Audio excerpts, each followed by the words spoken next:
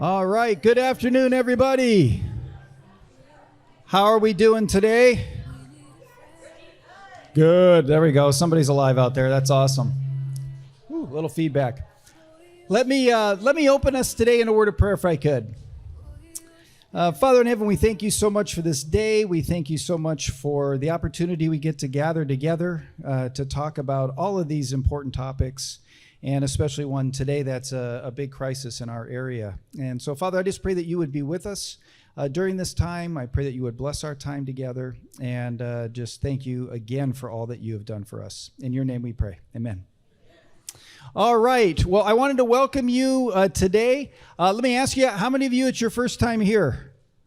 A couple of you first time here? Awesome. Very good. Welcome. Glad that you're here with us. If you're not with anybody, we do have our newcomers table over here. If you'd like to meet some folks, you can see Kira's over there on our newcomers table. We'd love to get to know you more and have you join us over there.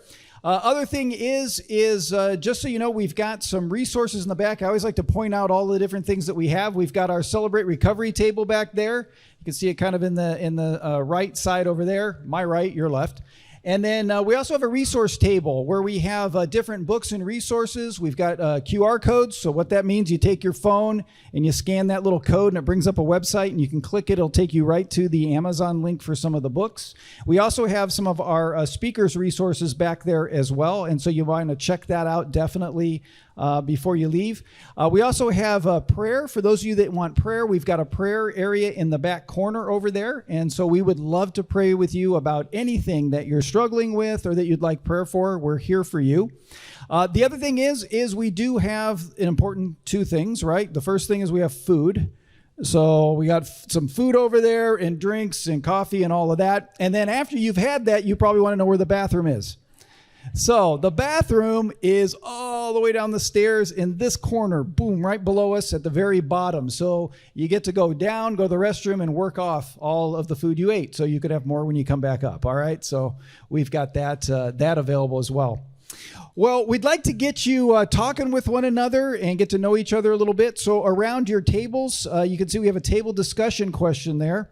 What do you hope to get out of Hope for Mental Health community today? So what do you hope to get out of today? And then what do you know about the fentanyl crisis, right, that we have in our area? So anything you know about that, talk about that, and we're going to talk a little bit more about that in our time today. So go ahead and join in on your tables, and we'll pull you back in a little bit.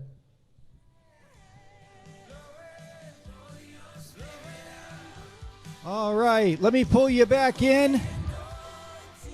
All righty. Well, what we're gonna do now is we're gonna have a devotional. Jim Dobbs is gonna come up and do the devotional for us. So welcome, Pastor Jim. Thank you. Thanks, Todd. Isn't this today? This is an important topic that affects all of us. And one thing that really caught me, this affects our kids in a very dramatic way. And right after I do the devotional, we're going to have a testimony from Caitlin. It talks about her brother and the impact on their family. So as I was thinking about it and praying about it, God turned my heart to Psalm 144. And this is a psalm that David is in crisis. His country's in crisis. His crisis at the time was a war. But he was very concerned, and he was praying to God for help and for deliverance. So in the first 11 verses, he's talking to God and saying, he's reminding God who he is. And he's talking about, you are going to do this. You're going to deliver the country, and you're going to be the force. And then in verse 12, he shifts. And he shifts to the blessings he's already given thanks for what God's going to do, and he shifts to what's going to happen after this crisis. So let me read Psalm 144:12 to you. It says, then our sons in their youth will be like well-nurtured plants, and our daughters will be like pillars carved to adorn a temple, a palace. And as I was thinking about that, it's a guide to prayer. He was saying, hey, God, we need your help. We're in a crisis. But he first goes, I think it's significant, he goes to our children, and he talks about them. The Message paraphrase, when it talks about sons, right? He talked about our sons in their youth. He said, instead of just plants, he said in Eugene Peterson said in that they'd be sturdy oak trees. So he's projecting what he wants for the kids. And then he said, and our daughters will be cornerstones of the palace. And I think what a beautiful picture of, they're in a crisis, but he's projecting, he's visioning out what God's going to do for their people. So it was, well nurtured. It indicates that it's intentional, right? For something well nurtured, that takes intention. We're going to be talking about that today, I'm sure. Pillars of strength. We talk about cornerstones. It's not just ordained, because David is using language here of ordination as well. But he said the pillars of the temple, of the palace. So that's what's holding it up. So he's projecting onto his people and asking God to heal their land, to bring them deliverance, and also weigh in with their kids on how important their kids are in that. So let's pray. God, thank you for what we're about to experience. Lord, I know this is a crisis that breaks our hearts. Lord, don't just have it break our hearts, but also put us into action. Give us steps today. I know we'll hear steps today, and that we'll take action in those. In Jesus' name, amen. Enjoy this testimony. Hi, everyone. My name is Caitlin Elkins, and I just want to share a little bit of my family's personal story regarding fentanyl. About 3 years ago, we lost my little brother, Tyler Elkins, to a fentanyl-laced pill. Tyler was about 17 years old, and he was a junior in high school, definitely not your average high school student. He was incredibly talented at the electric guitar. He loved music. That was his outlet. He didn't care what anybody thought about him, and he seemed super laid back and relaxed. And then the pandemic hit in 2020, and he was just overcome with anxiety and depression. He was one of those kids that didn't want to admit it. He didn't want anybody to know, and he hid it really, really well. And then my parents found out, and they ended up getting him a psychiatrist to hopefully walk him through how to get better. We had super difficult conversations as a family. And then one day I just remember Tyler just almost waking up and setting these goals for himself and wanting to get better and just longing to feel better.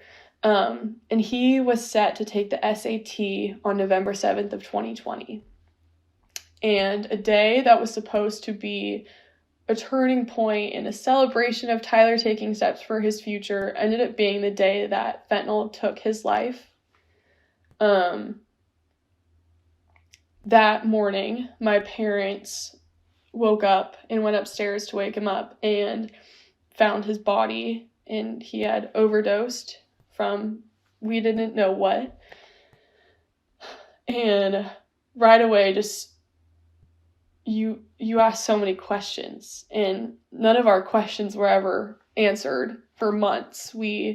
People would ask us what happened, and we couldn't even talk about it because we didn't even know. And you would say overdose, but that would raise immediate concerns and questions because he was a 17-year-old boy, and we waited 6 months for the autopsy report. And I remember when we got it back, my mom told me that fentanyl was on it. And I, at the time, had no idea what fentanyl was. I didn't know the severity and the power of it. I didn't know that it was taking people's lives at this age over and over again. And so I remember figuring out what it was and doing more research and feeling really naive as a college student because I watched people get pills from sources that they don't know just to sleep better or to do better on a test. And it's honestly what they're doing is what took my brother's life away. So since then, the pain and the grief has been so hard to work through. And all you do is ask questions and you're just consumed with why. And I've realized, my family has realized, the only way we're ever going to completely fill those gaps is with Jesus Christ. He has refined my faith personally in ways I could have never imagined. My family has dedicated ourselves to bringing fentanyl up in conversations, taking away the negative connotation and the avoidance that people bring about when it comes to talking about fentanyl, and just making people aware of the severity and creating an urgency in families, that anyone their lives can be taken away by one pill. One pill can kill. It doesn't matter who you are, where you come from, who your family is. One pill can kill. If it is not prescribed to you in your name, there is a good chance that it is laced with fentanyl. For Tyler, we have kind of pieced together the story of he was taking something to help him fall asleep the night before his SAT. And that pill ended up being a fentanyl pill that he had gotten from a drug dealer off of Snapchat. And so the pain is indescribable, and the confusion is impossible to even wrap my head around.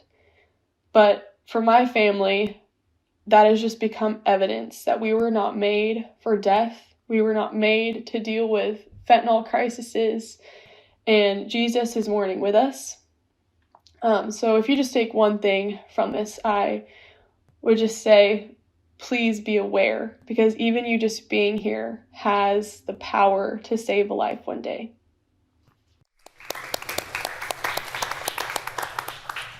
Caitlin, hi, I'm Kay Warren. Caitlin and her family have now, as she said, have a mission to talk to everyone about fentanyl. And so I know they're the Elkins family. If you know them, then you know the sorrow and the grief they're experiencing, and yet how they are on a mission to save lives. And I loved her closing line that just you being here today has the ability, the knowledge you're gonna gain, the information you're gonna gain, has the ability to change the life of somebody else. And that is an incredible, that's a gift that we have. So I wanna introduce to you our speaker, Dr. Anna McCarthy, because she knows this topic so well. This is her life, this is her mission, this is what she does with her skills, and her experience is to talk to people all over Orange County and around the country. She completed her BA in psychology and at CSU-LB, and she completed her clinical psychology degree at the University of Houston. We both discussed how we hate mosquitoes, and so for her to go to Houston for 4 years is crazy. But anyway, she did. She's the co-founder and the clinical officer of Thru. And there's a brochure. I want to make sure that you all there's a brochure about the mental health, it's on that very back table, that you're welcome to take one, about this company that is an online platform designed to deliver multiple modalities of mental health care to a nationwide audience. She has spent the last 13 years operating a private practice in Newport Beach, where she provides service to individuals, couples, and families with a wide range of treatment issues. And she's presented numerous workshops and invited to speak about psychological issues to a very wide range of audiences. And I love this, that she's volunteered for many years with the Orange County chapter of Stand Up for Kids, a national nonprofit organization with a mission to end child homelessness in the United States. I think you're going to enjoy her greatly, so would you please give her a very warm welcome, Dr. McCarthy. Thank you. Thank you. I'm so much. Thank you. Good afternoon, everyone. Before I get started, I just wanted you to take a moment and just check in with yourselves, because what I'm going to be talking about for the next 45 minutes is a difficult and dark topic. So in psychology, we ask people all the time to do subjective units of distress measurements. One thing you'll learn in psychology is we love coming up with fancy terms for everyday experiences. What on earth does that mean? It means on a scale of 0 to 10, if 10 were the worst distress you're experiencing right now, what number would you give yourself? I would say if it's higher than a 5 now, or it goes up by the end of this presentation, please take extra good care of yourself today. This is not an easy topic, but it's such an important topic. So if this triggers or hits home with you or makes you feel sad or distressed, take an extra walk, call a good friend, give yourself a hug, take a hot bubble bath. I'm from England. We solve everything with a hot bath and a hot cup of tea. So follow our traditions. But just really honor where you're at and take really good care of yourself. If you have questions, please feel free to ask them. I'm happy to be a resource for you today and anytime after today. Okay, next slide. So we're going to be talking about the opiate crisis today, and I'll give you a little data on this, but I'm also going to give you some tools by the end of this. I do not believe in telling people difficult statistics and then saying goodbye, have a great afternoon. So we're going to leave with some resources for you. If anyone would like a copy of my PowerPoint slides, I really believe in sharing information, not hoarding information. So I think my business card is on the back table. Email me, I'll happily send you a copy of these PowerPoints. Next slide. So statistics here, can everyone see those at the back? Yeah, oh, perfect. Okay, so I'm not going to read all of them to you, but let's sort of talk about what is an opiate. So an opiate can grow from the poppy seed. So people in this room have heard of heroin. That is an opiate. It's grown from poppy seeds. Opiates can also be manufactured by pharmaceutical companies, and we call those synthetic opiates or synthetic painkillers. What do opiates do? They're used to cope with pain. So I had surgery at Hoag Hospital locally. They gave me fentanyl as a general anesthetic. It stops pain, it makes people unconscious. It does have a legitimate purpose in our society. The trouble is that people are accidentally getting their hands on pills laced with fentanyl and dying of poisoning from fentanyl. So opiates are basically painkillers. As I wrote down here, this was in 2016. More than 289 million prescriptions are written for painkillers in the United States. I'm pretty sure that number has gone up, not down. And we lost approximately 104,000 people to opiate deaths last year. And the bulk of those were synthetic opiate overdoses. So again, synthetic just means it's manufactured by a pharmaceutical company. So things like OxyContin, Percocet, Vicodin, Norco, and fentanyl. These might be pills that you've heard of. And so how does this happen? What goes on if someone takes a synthetic opiate at a dose that could kill them? It basically stops breathing. It creates respiratory distress, and people stop breathing and they don't wake up. And unfortunately, this is probably what happened to this beautiful young lady's brother, where he thought he was just taking a sleeping pill, but he would have stopped breathing in the middle of the night, not been aware of it, and not woken up. Next slide. So fentanyl, we've had opiates around since time began, right? Because poppies have been grown for decades and decades and decades. Fentanyl, like I said, has a legitimate purpose in hospital emergency rooms and operating rooms. But why is it such a problem today?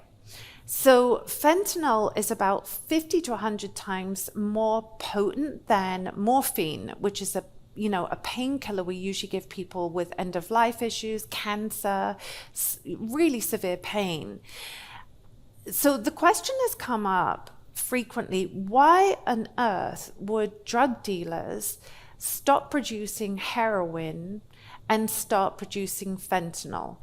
And these statistics are just absolutely horrifying, because I personally believe that all human beings deserve respect and caring and love, and I don't care where you were born or to whom you were born or how you were born. But unfortunately, drug dealers just look at dollar bills.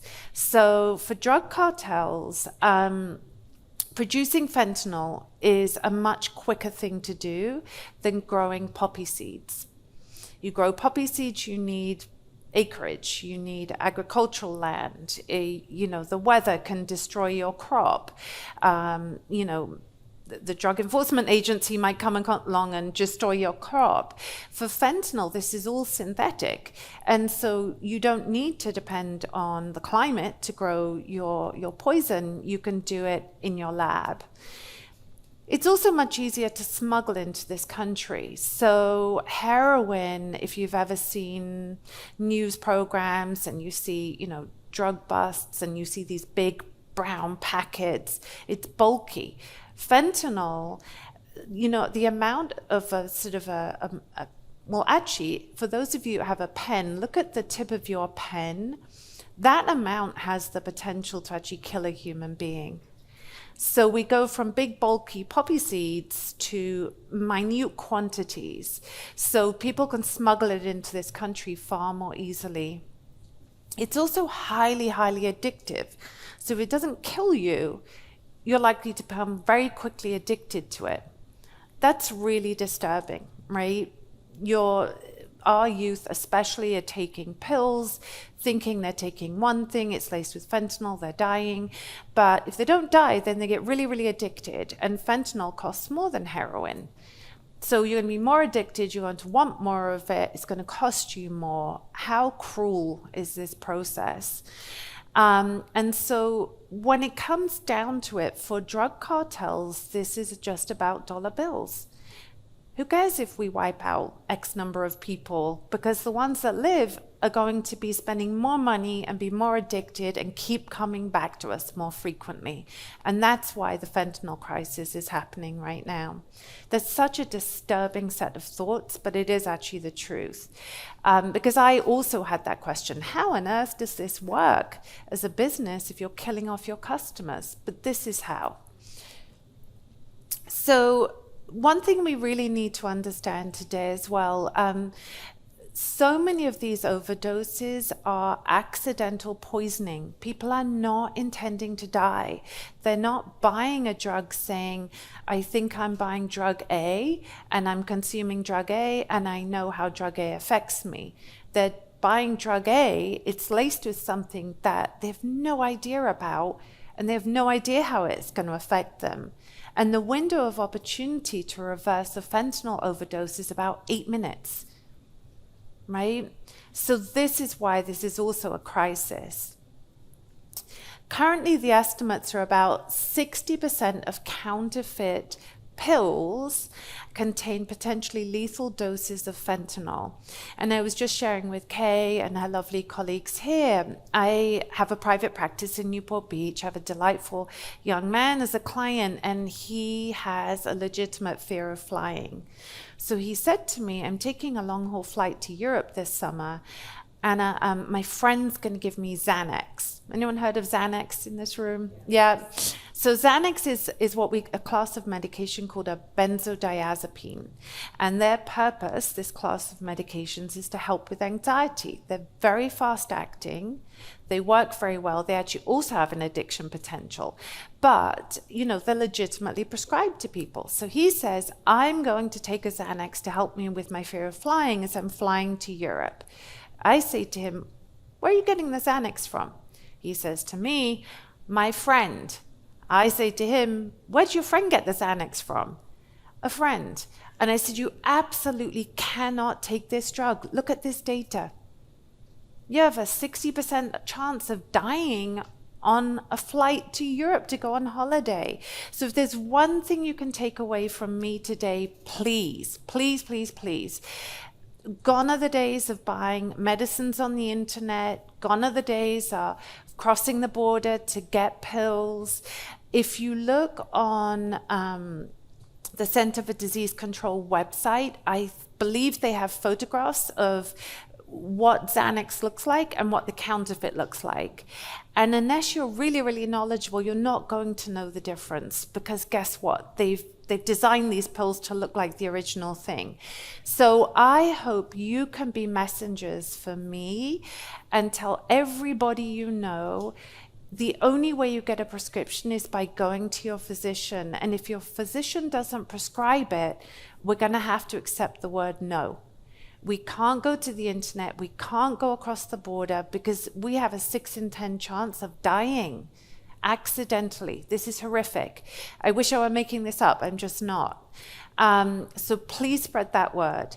So this year we've had approximately 187 deaths a day, mostly from fentanyl.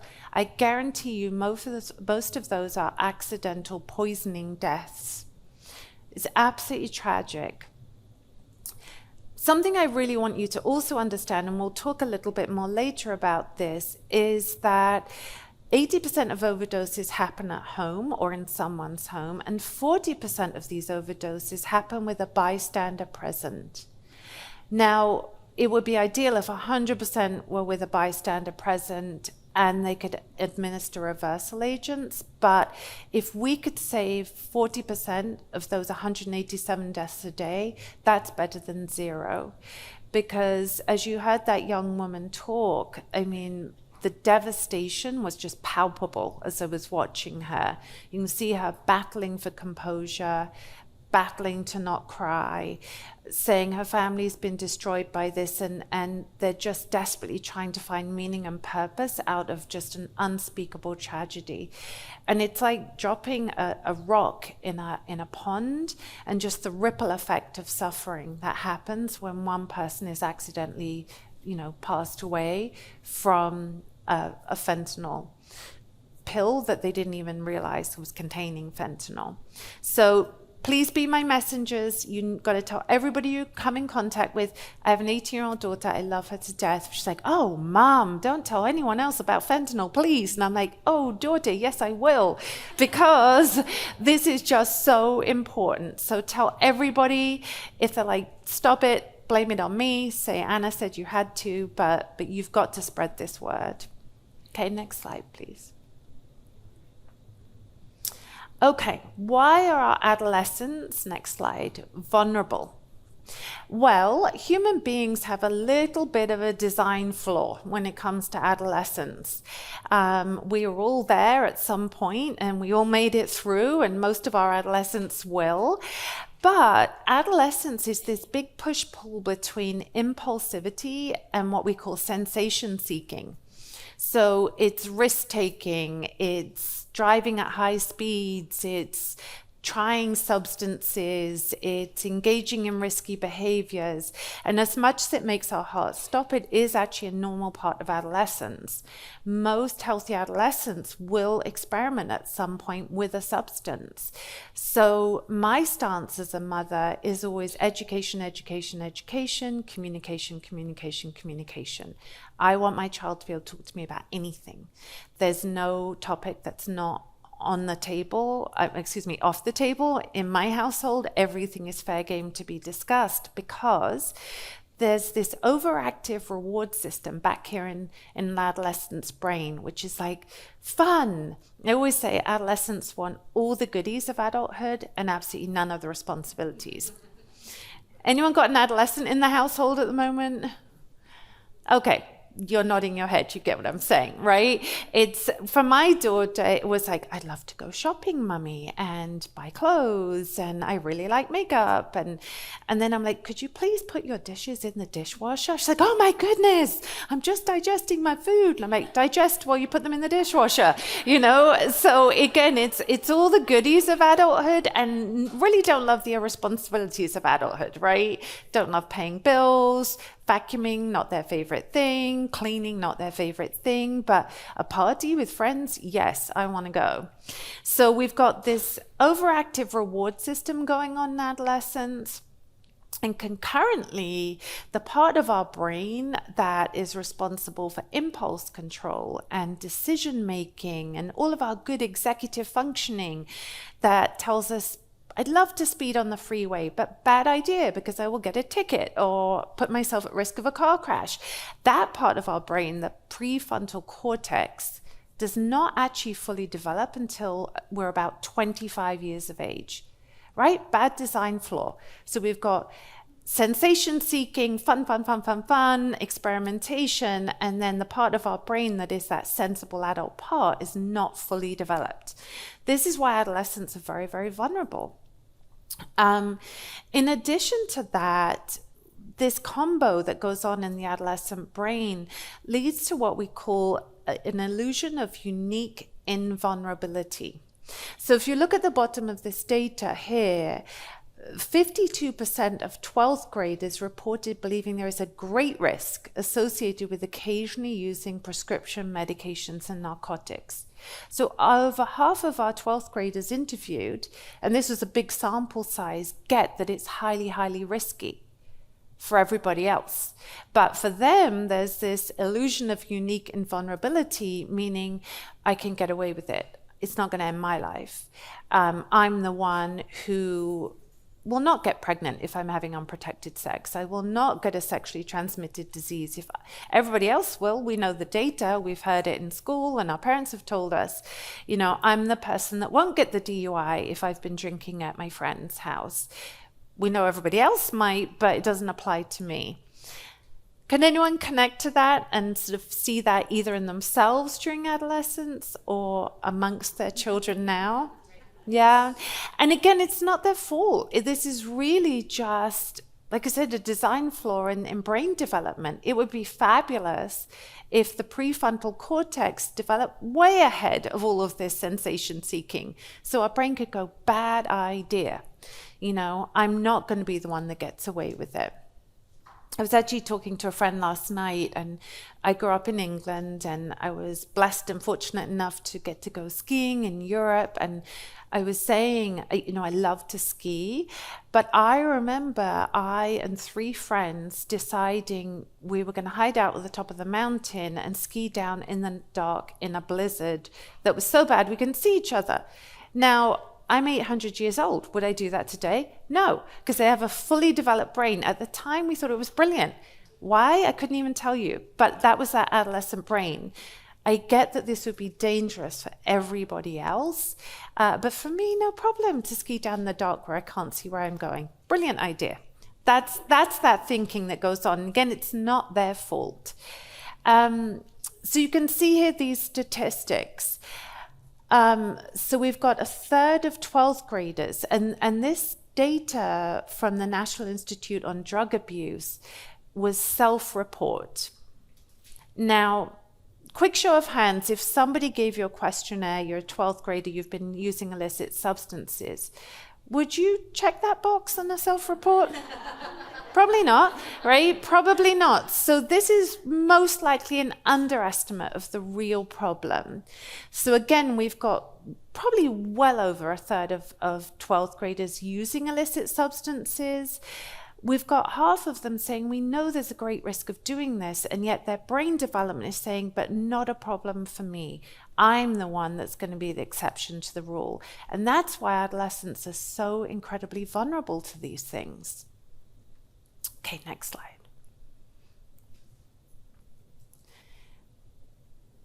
Okay, let's talk about some warning signs. And again, if anyone would like a copy of these slides, I'm happy to give these to you.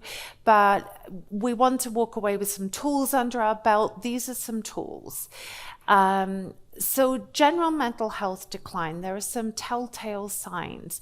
Now, each of these individually, we don't go, oh my goodness, you must need psychiatric care if your grades are dropping in school. There can be 800 reasons why someone's grades are dropping in school, but when all of these things start to cluster together, we want to ask our adolescents, are you okay? This isn't like you, right? So your grades are suddenly dropping. This is the person that's always been the A+ student. Suddenly they're getting D's and F's. What's going on? What accounts for that change? And again, it doesn't mean there's a diagnosable mental health issue, but something's going on. We should be curious. Somebody that's usually been quite sociable suddenly becomes isolated. Now, again, in adolescence need independence. They want their own space, their own room. They want to be able to shut their door. They need to individuate. This is a biological drive. They need to individuate from their parents. So you will see adolescents naturally pushing away from you. But again, so that as a standalone thing, we just want to monitor it, but it's when these cluster together. Losing interest in activities that were once enjoyable. This is the kid saying, I don't want to go out to the family dinner anymore. I just want to stay in my room. Rapidly changing mood states. So this is the child that was pretty even keeled. Suddenly they're depressed and weepy and anxious and angry and, getting verbally abusive. Changing in sleep habits. So when children have mental health declines, same is true for adults, sleep is one of the things that most easily gets disrupted with anxiety, with depression, with bipolar disorder, with trauma, with addiction, eating disorders, you name it, sleep is usually disrupted when mental health issues are occurring. Spending excessive money. Growing up in my household that looked like my older brother, suddenly jewelry went missing. Cash went missing. I was a swimmer growing up, and I used to do charitable swims for the British Heart Foundation, and I'd raised all this money, and there was a pile of cash, it went missing. And it took several weeks of me confronting my brother to say, you have to give this back. This is not my money. This belongs to a charity.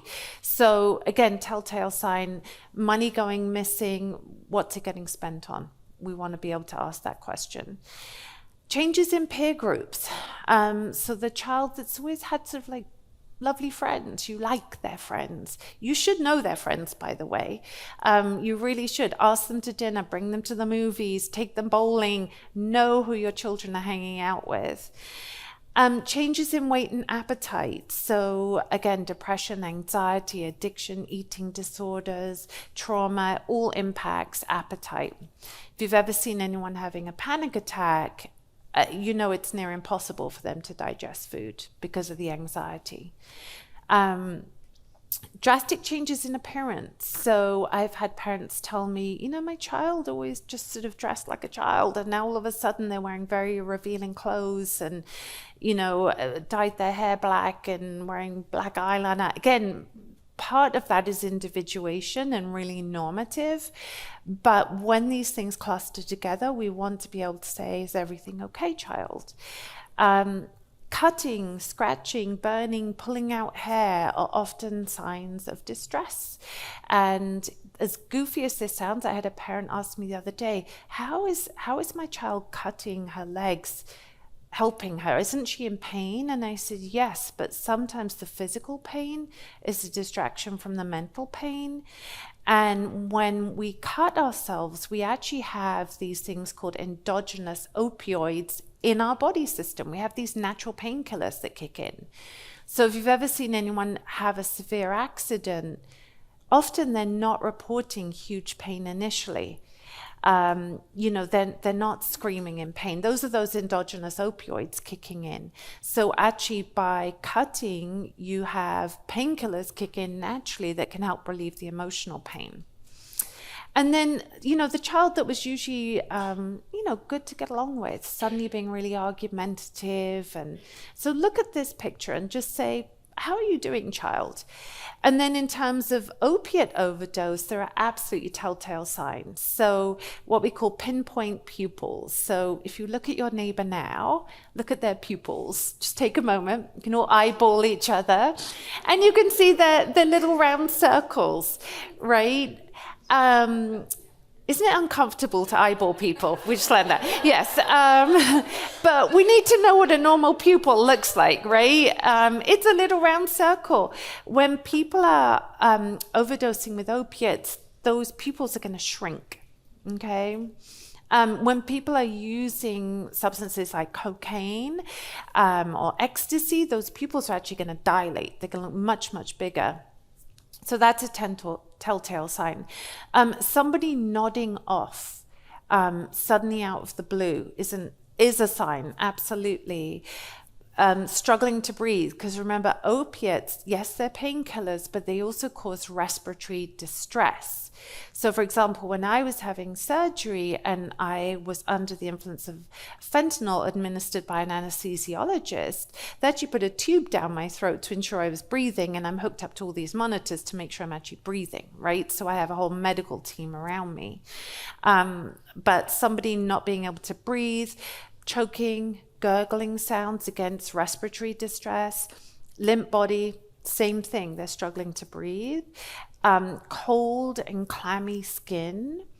And then discolored skin, so blue lips or nail beds looking blue, and then obviously unconsciousness. So I hope these are helpful for you. Again, certainly with the top category, don't assume your child is on drugs. There can be multiple reasons for each and every one of these things, but just be curious. How are you doing today? Is there anything I can do to help you? Okay, next slide. Okay, talking to teens. So I want to back up a little bit and give you just some data on adolescent mental health issues. Sorry, next slide. So adolescents, again, we've got all these brain development things going on and body development things going on. It is a time when mental illness starts to show up. Prior to the pandemic, probably about 20% of adults, 20% of children in this country met criteria for a diagnosable mental health issue, such as anxiety disorder, panic disorder, major depressive disorder, and on and on and on. Within the first year of the pandemic, that statistic had doubled in 1 year. So 40% of adults, 40% of children were meeting criteria for a diagnosable mental health issue.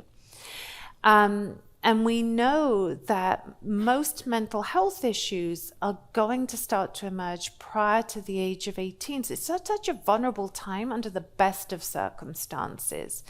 And then we threw in isolation. So when children not going to school for a year or 2 years and sitting at home and doing Zoom sessions into their classroom, and then if they couldn't see their friends in person, what were they turning to on their phone? You heard that beautiful young lady talking about her brother had connected to a drug dealer on Snapchat. And they've heard this over and over and over again. And so social media, there is oodles of research showing that it's actually just been detrimental to adolescents' mental health, especially girls, actually. And again, social media is here to stay, but you need to be able to have dialogues with your children about social media. If we wag our finger at our children and go, bad child, don't look at TikTok, what are they going to do? Look at TikTok, right? You gotta, yeah, you know what I'm talking about. And so actually my daughter is technically an influencer on TikTok. I got home a couple of months ago. Does anyone know Selena Gomez, the singer, actress? She's a makeup company, and she'd sent my daughter this huge box of makeup in the hopes that she would put it on a TikTok video and promote her makeup. So I've lived this. She has well over 100,000 followers, and my attitude has never been to wag my finger, but to sit down and say, educate me. Tell me about that, how this works and how this doesn't work, what is good and what you struggle with. She's shown me some of the commentary, absolutely horrendous. You know, there's this sort of veil of anonymity that happens when someone's sitting behind a keyboard and they don't recognize you for the beautiful human being you are, and they just think they can say anything to you because they're behind a keyboard and they don't know where you are or how you're feeling. And so social media collided with social isolation and created a mental health crisis. And when people are in pain, they want quick solutions. And when you're an adolescent and you think, everybody else may be killed by this pill, but not me because I'm invincible. Again, now we really start to see why adolescents have been so vulnerable. And so just know what your children are looking at and let them be the educators to you. What is good about this? What do you struggle with? Share with me. I was born in dinosaur times. I didn't grow up with a cell phone. You be the educator. It'll be amazing how your kids want to be able to help you out with that stuff. And I, because I'm slightly sneaky, actually gave a presentation on adolescence, COVID, and social media. And I says to my daughter, I know you know more than I do. Would you mind just reading all this for me? And I put in all this research data on all this stuff. Let me know if I missed anything. So she read the whole presentation. So thereby she absorbed the information.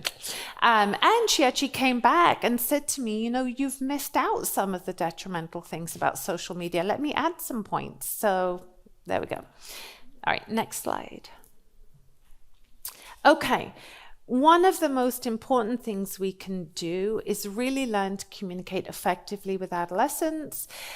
I spend a lot of time working with couples and with families, parents and children, just working on basic communication skills. Now, quick show of hands, who in here thought they got taught either by their parents or in school really great communication skills? I grew up in England, and the messaging was do as I say, and stiff upper lip, and don't show emotion, and put yourself together if we're going out into public, and we do not display emotion culturally. So I didn't get any of this. But I'm going to go through this briefly. But this term empathetic joining is this idea that we will connect to people when we feel like we're receiving empathy from them. And that means that somebody has the capacity to listen to what I'm saying and know that it feels true for me, even if they don't believe one word of it. So I'll give you an example about this. My poor daughter, she'd be mortified, but she's off at university. She doesn't know I'm talking about her. So she was 11 years old. She's this tiny little tot. And we were heading back to England for Christmas. It's cold. And so I said to her, I'm going to give you some money. Adult friend is going to take you shopping. Could you please just go to Nordstrom Rack and pick out some jeans or some leggings? So off she toddled. That was the instruction. Off she toddled, 11 years old, never had money in a purse before. It was so exciting for her. So she comes back and she has this little bag and she's like, Mommy, look what I bought. And she bought these leggings and jeans, and I had forgotten to tell her, try them on to see if they fit. That was my fault, right? I forgot to teach her that bit. And she bought these tiny little jeans and leggings. I'm like, when I wash those, they're not going to fit in you anymore. So here's where the empathetic joining comes in. So I could have just said to her, look, we're going to take those back. And she put her hands on her hip, tiny thing. She's like, but I picked these out. And so I stopped being my British authoritarian mom. And I said to her, you picked those out. That was so special for you. I know you feel so proud of the fact that you picked these out and you love them. It's really hard to hear me say, let's take those back. Do I get it? And she's like, yes, hands on hips. And then I said to her, you're so smart, and I know you can understand what I'm saying, that I want you to enjoy your trousers, and these are going to shrink in the wash. So if we take them back together, let's see if we can exchange them. So I see these little arms sort of sliding down. She's like, okay. But again, if I just said to her, don't talk back to me, we're taking these clothes back, well, we would have taken them back, but she would have felt so diminished and shamed for what was such an important moment for her, and she was so excited and proud. Long story short about this one, so we engaged in this process of listening and speaking and me really understanding her perspective. We took them back to Nordstrom Rack. We got size 12 trousers, and we got 4 for the price of 3. And we went off on holiday. So there you go. So I won't go through this, but just really think about, when your child or when your partner, your family member is talking to you, you don't have to connect to one word of what they're saying. That just may not feel true for you, but you have to be able to listen to it and accept it feels right for them, and then hope that they will give you the respect of saying, I hear you, and now could you please give me space so you can hear me? And when we engage in that, we're more likely to be able to resolve any problem. I could talk about communication all day. We'll save it for another time. Next slide. Okay, so another little tidbit about here. So speakers, focus on one issue. We can't take on the whole alphabet. I see couples in my office and they're like, you didn't take out the trash and you left your socks on the floor and the dog hates you and blah. And I'm like, whoa. We didn't even finish the trash conversation. So let's peel it back and just stick to one issue. We need to be calm and trust that we can get listened to respectively. And we need to be able to speak from a position of I. How many of you have had someone wag their finger at you and say, you, always, you, never? Lots of people. There's a relationship expert. His name is John Gottman, and he looks like Santa Claus. God bless him. He's like snow white hair and this snowy white beard. He's the most non-threatening man you could think of. And he has couples put on the little pulse oximeter in his office, and he just leans forward and he points and he goes, you. Guess what happens to the pulse oximeter? It goes, blah, blah, blah. Pressure rises, right? So instead of saying you, try and say I feel, I heard, I need, what I want more of. And when you're listening to someone, try and understand how what they're saying feels right for them. People don't argue for things they don't believe in. For as long as you will ever know me, I will never be outside yelling the sky is purple with pink polka dots and cows are flying over the moon, because I don't believe it. So why would I be out there yelling about that, right? So try and understand, even if it doesn't feel true for you, how that other person is thinking they're right. And it's a really good gift. And especially with adolescents who tend to have big feelings, they're going through a lot, so they can present in quite dramatic ways. And if you can just sort of stay calm and say, I hear you and I hear your perspective, you're keeping a lifeline of communication open so they can really talk about the difficult things. Okay, next slide. Okay, couple of tidbits. Please lock up prescription pills. No end of adolescents say, I got my hand on my mum's fill in the blank, or I got my hand on dad's, or I've had people in my office saying, yeah, I stole grandma's pain pills. Just put them under lock and key, okay? Find a safe place. If you have a child being prescribed a painkiller, so Percocet, Vicodin, OxyContin, post-surgery, talk to the prescribing physician about giving a prescription for 7 days or less. Why? Because 7 days of opiate use and you can become physically dependent. No one ever told you that, right? Because back in the day, you'd have a surgery and they'd give you a month's supply of a painkiller.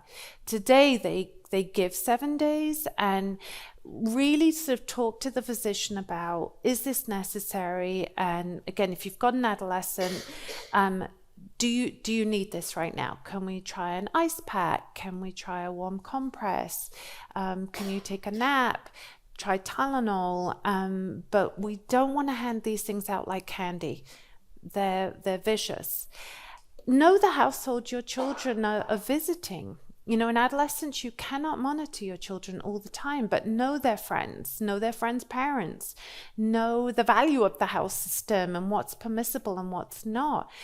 Talk to the parents about, do you lock up your prescription pills? Be an educator.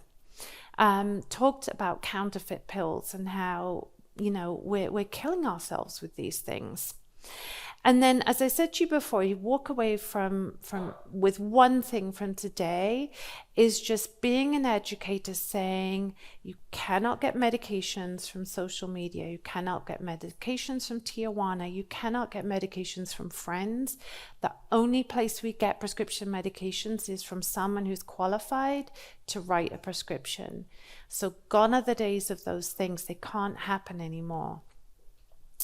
And as I told Kay a couple of weeks ago, this is absolutely true, that opiate overdoses, most of which are accidental poisoning, #1 killer of 18 to 40-year-olds in Orange County right now. It's absolutely tragic. Okay, next slide. So something I'll say to you too is just know your teen. Again, remember, it's their job to individuate. It's their job to pull away from you, find out who they are, what their value system is, gain independence, drive a vehicle, maybe have a job, manage their own money. That's part of what they should be doing growing up. And our job is to sort of sit with our anxiety and let them try it and know that we're here to catch them if they fall and give them a big hug and lift them back up. But, you know, having communication with them, getting to live in their world is so important. You know, I used to let my daughter play music when we were driving together. She was driving independently because I want to know about her world. Now, you know, Tyler Creator is just not my music. It just isn't, right? But we're listening to it full blast and I'm like, why do you love this stuff? And because I want to know about her world. I want to be curious about that. And the more we're connected to our adolescents, the more they're going to connect to us when they're really dealing with the big things in life. Years ago, when I was working my way through school, I worked in a locked psychiatric facility and I was very young and naive. And someone said to me, Anna, get in that room over there and do a family session with this mother and this daughter. And daughter was on a locked psychiatric ward because she'd taken, I think, 5 or 6 Tylenol, and was put into a psychiatric hospital. And I was going round and round and round with this mum and daughter who were bumping heads. And after about an hour, the psychiatrist walks in, he throws open the door and he goes to mum, oh, sister, daughter, you want to be treated like an adult, behave like an adult. She goes, gulp. And she goes, Mum, you know, if she's breaking the law, doing drugs, failing school, worry about it. Everything else, forget it. It doesn't matter what color her hair is or what clothes she's wearing. Bang, shuts the door and walks off. I'm like, okay, I think we're done, you know, thank you. But it's true, right? My daughter this summer went through purple, pink, green hair. It's fine, that's her hair. If that's her expression, I told her she looked like a mermaid. If that's her expression, great. I care about her character, how she shows up in this world. Is she a good, kind human being? And is she responsible? So allow your children to individuate and express with hair and clothing. Don't worry about it. Worry about the real deal breakers, the ones that could end their lives. It's important, if you can, to tell adolescents you trust them. You don't have to trust the world around them, but you trust their judgment and you trust them to reach out to you if they need help. And to say, no matter what, I'll be there for you. 3 a.m., you need a ride, please call me. I will be there for you. Just want you home safe and sound. Next slide. Okay, some resources for you. Before we wrap up, let's talk about Narcan. Has anyone heard of Narcan or naltrexone? Good. Does anyone own Narcan or naltrexone? Good. Okay. So by tomorrow, if I were back here, I would want everyone to put their hand up. Everyone just raise their hand. You can be an owner of Narcan by tomorrow. Hands up. You can get it at CVS, Rite Aid. You need to buy this product. Because remember that data that 40% of overdoses happen with a bystander present. And you have an 8-minute window to reverse the effects of fentanyl. 8 minutes. If you call 911, hopefully they get there in 8 minutes. I don't know if they will. If there's a crash on the 405, are they going to get there in time? I don't know. But if you have Narcan, you can administer it and save somebody's life. So what is Narcan? Naltrexone. It's a reversal agent for accidental opiate overdoses, right? So we have the adolescent or the adult, they think they're taking Xanax, they got from a friend. Unbeknownst to them, it is counterfeit, it's laced with fentanyl.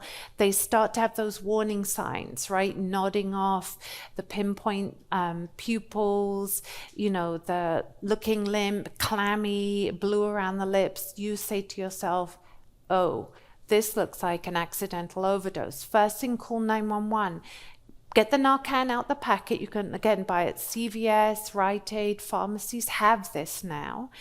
All you do, it's like a little puffer spray. How many of you use Claritin or something like that? The nasal spray, just like that. You pull it out the packet and it's got a little puffer. You just put it in someone's nose, tilt their head back and puff and put it up their nose, okay? Roll that person on their side. So if they're on their back, roll them over onto their side. For any of you that have done CPR, that's the recovery position. Rub their chest like this and call their name. Again, they're nodding off. They are slowly failing to breathe. Want to wake them up.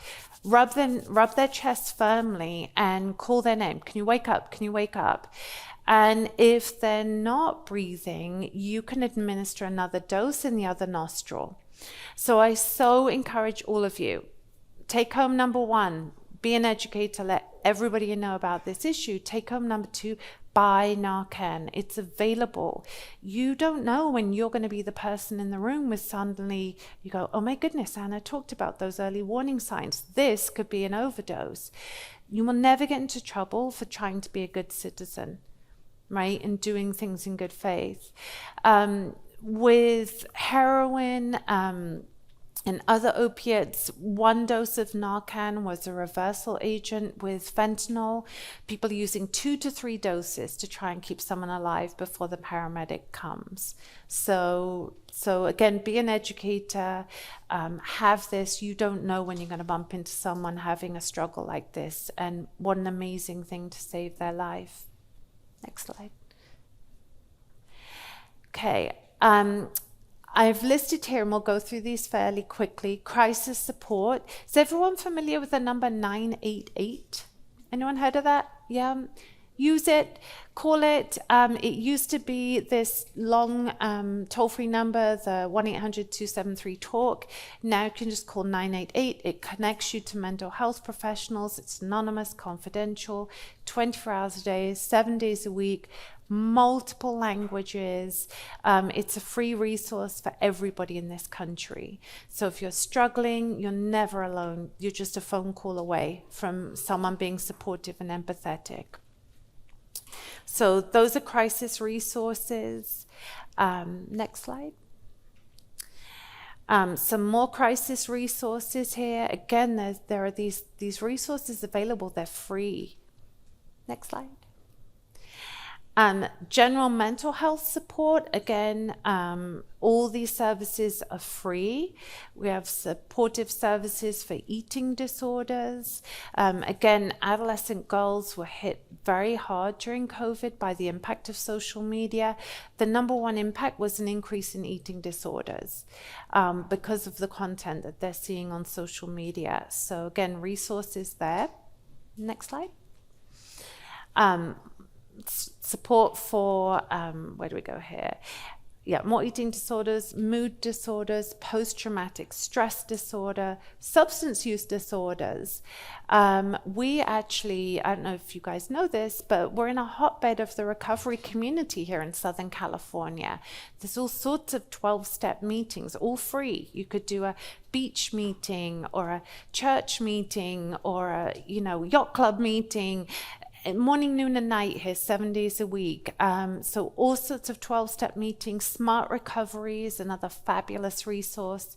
If you are not familiar with it, it's usually run by a mental health professional, lots of skill building, what to do if you're having urges and cravings, worksheets, handouts, so that if you're struggling, there's your resource at home in front of you. Next slide, please. And then last but not least, this is my telehealth recovery program. I'm really blessed to co-own this with 3 amazing people. Our goal really is to break down stigma around mental health use and to offer mental health services eventually across the nation to anybody, irrespective of their ability to pay. If somebody is wheelchair bound or doesn't have transportation, or they're mothering small children and they just can't leave home, you can get mental health resources in the comfort of your own home. And last but not least, that's me. Lighting and makeup. Honestly, it's been my honor to talk to you today. Thank you so much for your time. If I can ever help now or in the future, please don't hesitate to reach out to me. And if this presentation has stirred up things for you, again, just be mindful of that. Take extra care of yourself. Engage in healthy coping strategies, give yourself a big hug, and remember you are never, ever, ever alone in mental health struggles. Thank you so much. Very much. Thank you so much. Boy, was that incredible or what, huh? Having all that information. My goodness. You know, you hear about these things, but you only just sort of hear about them, right? Until you know all the details. So, well, what we're going to do is turn into your groups. We've got some questions for you that'll come up on the next slide there. The other thing I want to remind you of, you have those note cards on your table. Any questions that you have for Dr. McCarthy, we're going to be doing our question and answer. So please write those down. And then when you got them, hold them up and we'll come by and get them, okay? Because that's, again, any questions you have, you want to write those on those cards for us, all right? All right, turn into your tables and we'll come back in a little bit. Hey everyone, as you're taking your seat and we move to our Q&A time, just want to remind you that there's a brochure on the middle back table about Dr. McCarthy's, the organization that she's a part of. So make sure that you get that and get that information. And Pastor Todd we have a show and tell here. All right, show and tell, you guys. We have a box of Narcan right here. Oh, yeah, everybody's like, ooh, show and tell. So here's what it looks like. They've got instructions on the front, so when you open it up, it shows you how to, administer it and everything else. And you want to take a look at it. It comes in this little box here. So looks just like this, little tiny nasal spray. It's not a whole big bottle like you use at home, right? It's just a, single one. There's 2 in the box. So there you go. Yeah, Dr. McCarthy, we were talking at the table. Would you give us just a little bit more information about how you can get it, and then what happens, like if you're a bystander and you administer it, and it turns out that person was not actually having an overdose? Oops. Yes, so you can buy it without prescription now. So the law was passed just making it accessible without prescription. So at my local Rite Aid, where the COVID tests and masks were, they were also on that stand, they were selling Narcan. So you can just go in and pick up a box and purchase that. And I was just reviewing FDA website because we brought up this issue about what happens if we mistakenly think someone's having an opiate overdose, but they're really not. They're having a heart attack. So there are no adverse consequences at all to administering Narcan to somebody who does not have opiates in their system. Okay, so you're not going to hurt somebody if they actually have another medical health issue, medical issue going on, and you mistakenly think it's an opiate overdose. So you can buy it, and again, you're not going to hurt somebody by administering it to them. Great, thank you. Yeah, that's great. One of the questions we had from the audience was, how much does fentanyl cost? How hard is it to stop the addiction? So I guess that's 2 questions in there. I don't know how much fentanyl costs. I can proudly say I've never bought a drug in my life. I do not know. It's highly, highly addictive, but I worked at a residential drug and alcohol treatment program probably 15 years ago, and this tiny little woman was a fentanyl addict, and she came to our program, she got clean and sober, she left the program well. So yes, it's very addictive, but yes, people get better every single day, and there's all sorts of help and support out there. How would you have, I think one of the questions people always ask is, I fear that my loved one is using drugs or has a substance use problem, but they don't want to talk about it. How do we help move that conversation along with somebody who's pretty resistant to talking about it? It's such a good question. I think that by the time somebody is in the throes of addiction, there's often tremendous guilt and shame around that that are barriers to being able to talk about it. So in psychology, there's an approach called motivational interviewing. You can Google that. And one of the approaches I use is it's very non-confrontational, right? Because if somebody is struggling with an addiction, they're already suffering mentally, physically. Like I said, there's a lot of guilt, a lot of shame, a lot of secrecy and hiding that goes on. And if you say, you're an addict, go to treatment, they're going to say, no, I'm not, and no, I won't. But motivational interviewing basically, again, is non-judgmental. It's just saying, tell me, how does this work for you? And how does it not work for you? And how might sobriety work for you? And how might sobriety not work for you? That's important, right? Because people don't want to be ill. Nobody wants to be ill and suffering in this world. There's usually a really understandable reason why somebody has developed an addiction. I always talk about what is the human need driving this behavior. Is it loneliness? Is it grief? Is it depression? Is it boredom? Is it stress? What's going on? There's always a human need. And so if you take away that coping strategy and somebody's facing sobriety, they may be focused on the drawbacks. How am I going to cope? You've just taken away my sole coping strategy. So motivational interviewing is a very non-judgmental way for someone to really assess for themselves. How is using working? How is it not working? How would sobriety work? How would it not work? Let's have you collect your own data and then just keep offering support. Just keep the lines of communication open, because we can't battle somebody into doing something they don't want to do. Just makes them more resistant. What is the, well, I asked you, go ahead. Well, what is the interplay in your experience between mental health issues and substance use disorder? I think it's significant. And one of the things that I've actually done a lot of focus on, anyone heard of adverse childhood experiences, ACEs? Something else you could Google. Kaiser Permanente did an amazing study, huge sample size across the nation. And what they found is that the more adverse childhood experiences a child has been subjected to, the more likely they are to have mental health issues, addiction issues, physical health issues, premature death. And so for me, when I'm treating somebody, I want to know the whole story of how did we get here? What do we need today to build up our best, brightest future? But in order to do that, we need to know how we got here.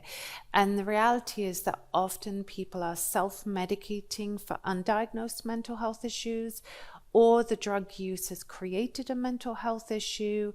And so by the time I'm seeing them, there is that interplay.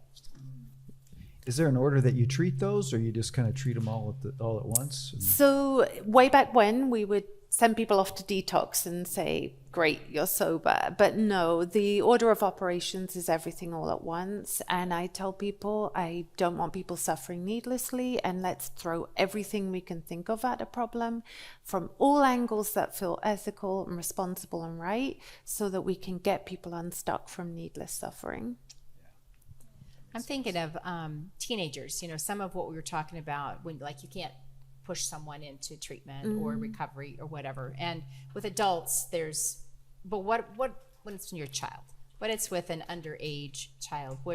How does a parent talk through this? What are the steps? What can they do? And talk to us about that. Yeah. I mean, it's again, there's that guilt and shame. People are always so obviously aware when they're addicted, right? Because it goes from maybe recreationally using to being held hostage. So, one of the criteria for diagnosing someone with a substance use disorder is that they're extending excessive time seeking their drug, using their drug, and recovering from their drug. So they're held hostage and they're suffering.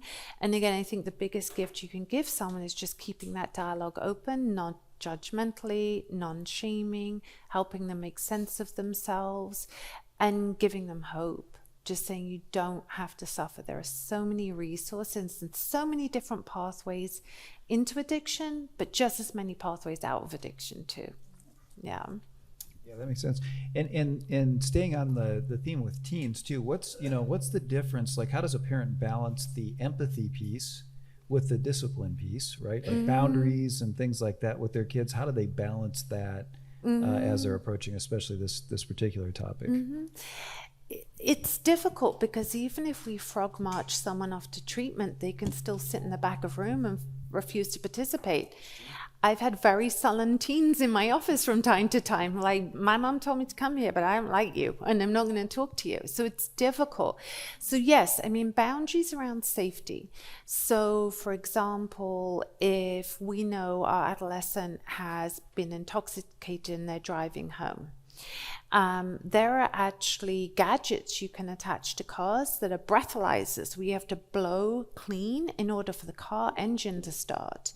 Would I be letting an adolescent drive themselves if I thought they were using? Absolutely not, because I will tell you absolutely tragic stories about people who got into accidents, fatalities, no intention of killing anyone else, but they're under the influence. So yes, there've got to be boundaries because our adolescents are counting on us to set fair and healthy boundaries.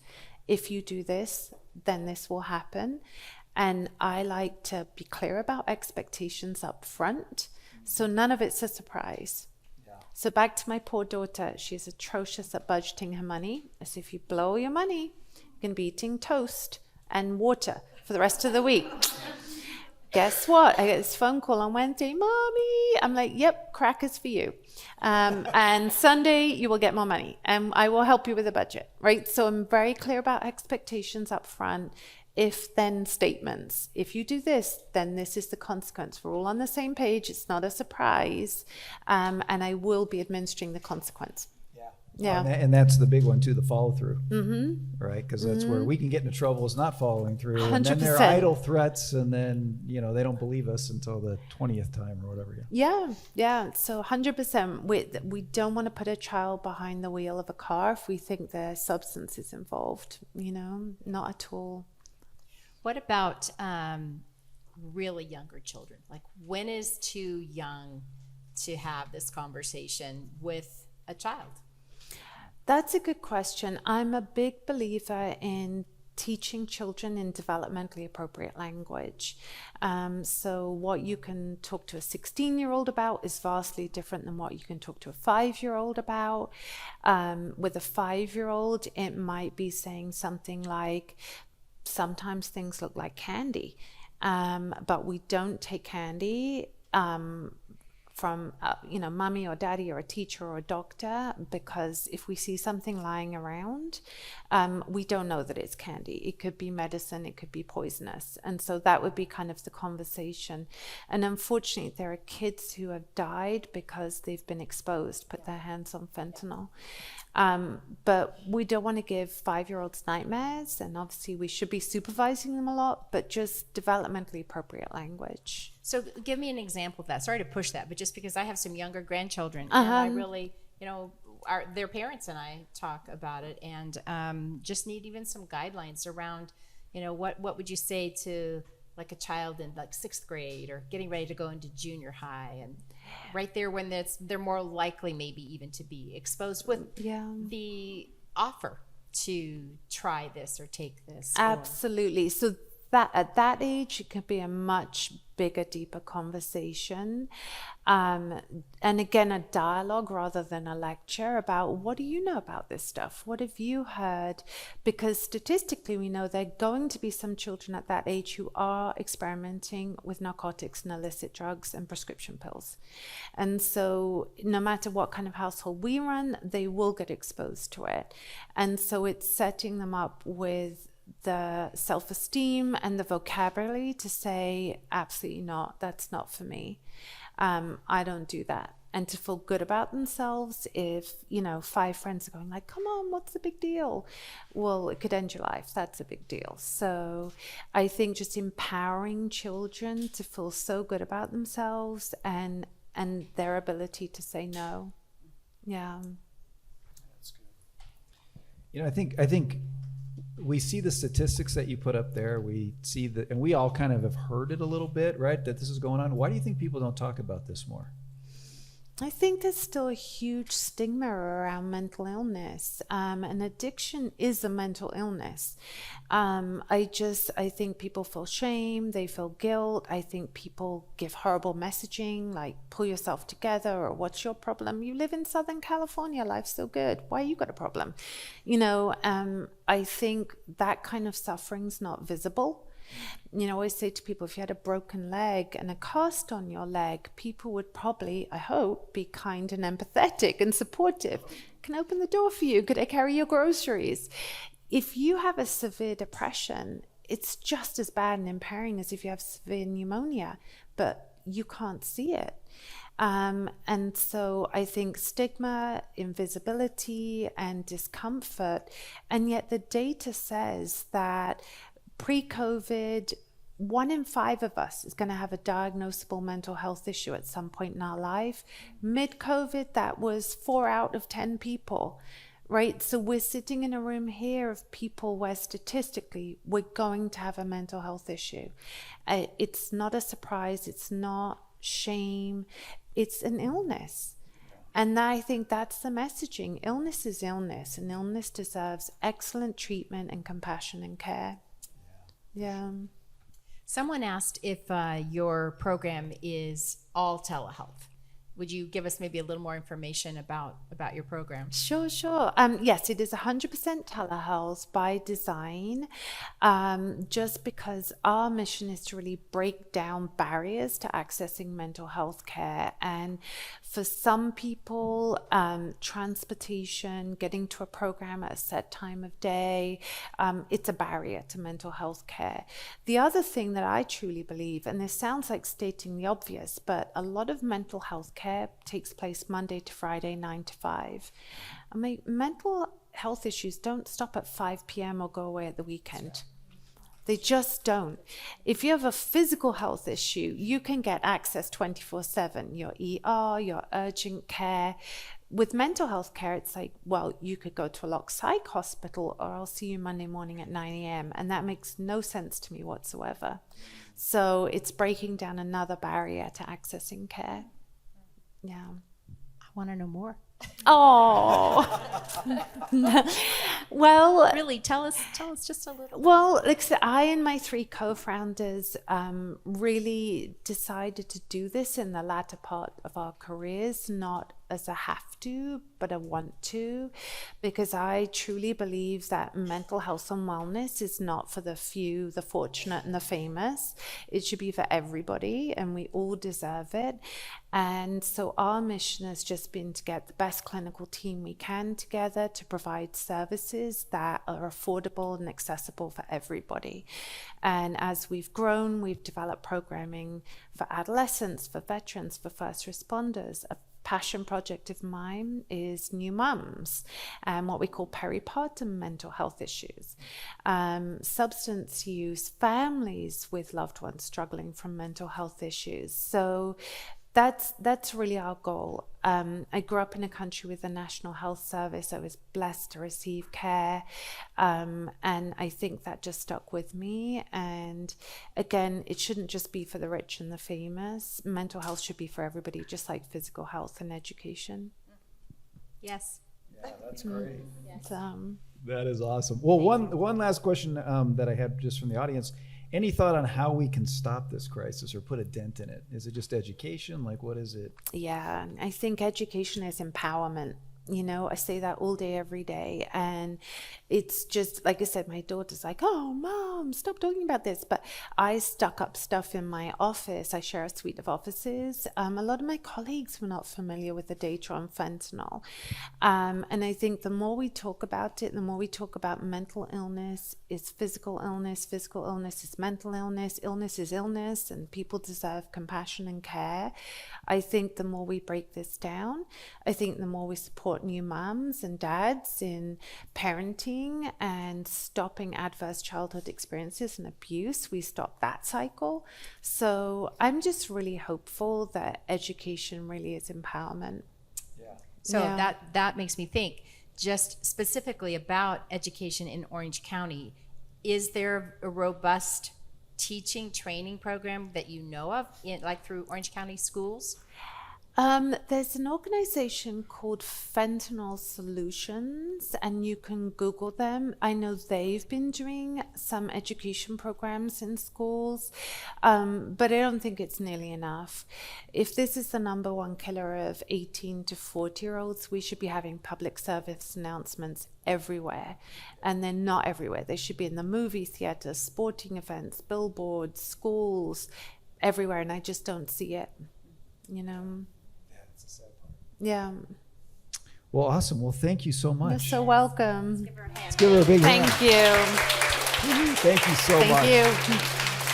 Super helpful, and definitely, what we need to hear, because it's number one killer. That's a big deal, for sure. Well, a couple of things as we close. Again, under your seats or under seats somewhere in this room. So there are empty seats. We have a yellow card for our giveaway. So here we go. The turning of the chairs, we should call it. Because I think that's what's going on. It'll look like this, right? No bubble gum, nothing else. Hey, we got one right there. Come on up. We've got a gift bag for you. A book and a bag. There you go. You can keep that. That's fine. Thank you. Anybody else? Right there? One more. One more. Oh, he's got one. Nope. Oh, you're going to look. Keep looking. That's great. Hey, all right. Here we go. One more. I'll meet you halfway. There you go. Thank you. Well, great. Well, thank you again for being here. Just a couple of announcements. Next month, the fourth Sunday happens to be Thanksgiving weekend. So there's no mental health gathering next month. You can see that, not in November. There is a Breathe Zoom call on November 15th at 5:30. So for more information, you can see there at Kay's site, kwarren.com /breathe calls, or you can email info@kwarren.com. I want to let you know that that's there. Again, we have our mental health support groups. So for those of you that want to get connected to those, we have Family Grace for families who have loved ones who are struggling with a mental health issue. And then we have Living Grace, those that are living with one. And so for more information, you can see our support group information there. You get involved in all the different things that we do here at Saddleback for mental health. We've got our mental health community, which we're here today in. We've got our counselor training. How many of you have been through counselor training? Any of you been in? All right. Cool, a number of you. Really great process. And so if you're interested in that, you can even just leave a note on your tables and we'll get you more information on that. It's free. And it's really great training. We have our support groups, our breathe calls and retreats, Celebrate Recovery, of course. So woohoo! So we've got our Celebrate Recovery table back there for more information if you want to check that out. And then prayer, which we have in the back if you'd like to be prayed for. You can just go back there in the corner and our prayer team will be there to pray with you. And so that's all we have. So thank you again so much for coming. Todd, yes? Sorry. Even though we're not meeting in November. Oh, yes. We are going to have our Christmas party in December. So that will be coming up. We'll have more information for you. If you want to be sure you're on that list, I think most of you are on there. On your tables is a sign-up sheet. Give us your email so that we can send you information on the Christmas party, as well as all of our mental health events. So you don't have to look them up and find them. You can just get an email every month that tells you what's coming up. Fair enough? All right, so let me close this in a word of prayer and then we'll go. Father in heaven, I thank you again so much for this time we could have together. I thank you that we get to gather in this space, in your house, to talk about issues and things that affect our lives, because we know you care about those things very much and very deeply. And I pray that with the education and things that we've learned here today, Lord, that we would be helpful, that we would pass this information on, that we would help save lives by what we know, that it wouldn't be something that we don't talk about, but that we talk about a lot, Lord, so that change happens in our society and our culture and people are safe. And so just be with us in that. And I just pray, too, that you would bless us as we leave this place, that we would walk in step with you and feel your presence with us. In your name we pray. Amen. Amen. All right. Thanks, you guys. Have a great one. We'll see you next time. Take care.